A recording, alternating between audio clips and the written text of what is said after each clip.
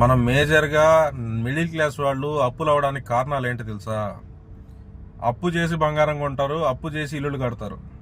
So ఈ అప్పులు కట్టుకోవడానికే సగం మీ జీవితం అయిపోద్ది ఈఎంఐ టెన్షన్స్తో.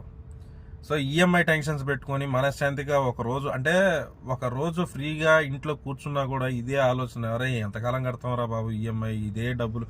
అంటే ఒక 30,000 జీతం అనుకుంటే 15,000 దాకా ఈఎంఐ వెళ్ళిపోతే ఇంకా 15,000తో సర్వైవ్ అవ్వాలి. ఈ 15,000లో మనం బడ్జెట్లు ఎన్ని వేసుకున్నా సరే ఇంకొక 5,000 ఎక్స్ట్రానే అవుతుంటుంది. సో అది కూడా ఇంకొక అప్పు.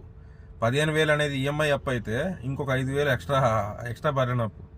సో ఇలా అప్పుల పాలు అవడం కంటే బంగారం లేకపోయినా పర్లే, అప్పు చేసి బంగారం కొని దాన్ని ఏదో పెద్ద నిలబెట్టుకునేది, దానికి మళ్ళీ కాపలా కాసి దాన్ని మళ్ళీ లాకర్లో పెట్టి ఇదిగో మా పాపకి వేసాము, మా నాన్నకి వేసాము, మా బాబుకి వేసాము అని చెప్పని బయటకు వదిలి వాడెవడో బైక్లో వచ్చేసి లాక్కెళ్ళిపోయి అంత బాధపడే కంటే, అప్పు చేసి బంగారం కొనే కంటే అప్పు చేయకుండా గోల్డ్ కోటింగ్ వేసుకొని తిరగండి. ఎందుకంటే జస్ట్ నాకు తెలిసి గోల్డ్ అనేది అమ్ముకోవడానికో తాకట్టు పెట్టుకోవడానికో తప్ప నా దృష్టిలో వేసుకొని తిరగడానికి అయితే రోల్డ్ గోల్డే బెస్ట్.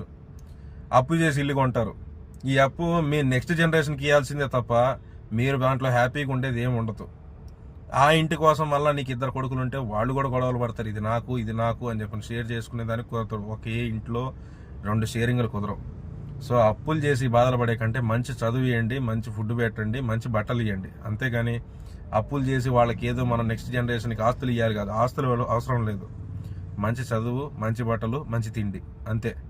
ఎందుకంటే తర్వాత వాళ్ళే సంపాదించుకుంటారు. వాళ్ళ లక్ బాగుంటే వాళ్ళు మంచి స్థితిలోనే కారో బైకో ఇల్లు కొట్టుకుంటారు. ఎందుకంటే అనవసరంగా అప్పులు చేసి మేము చూడు సస్తున్నాం, అప్పులు చేసి చూడు తెల్లగడ్డలు వచ్చేసినాయి.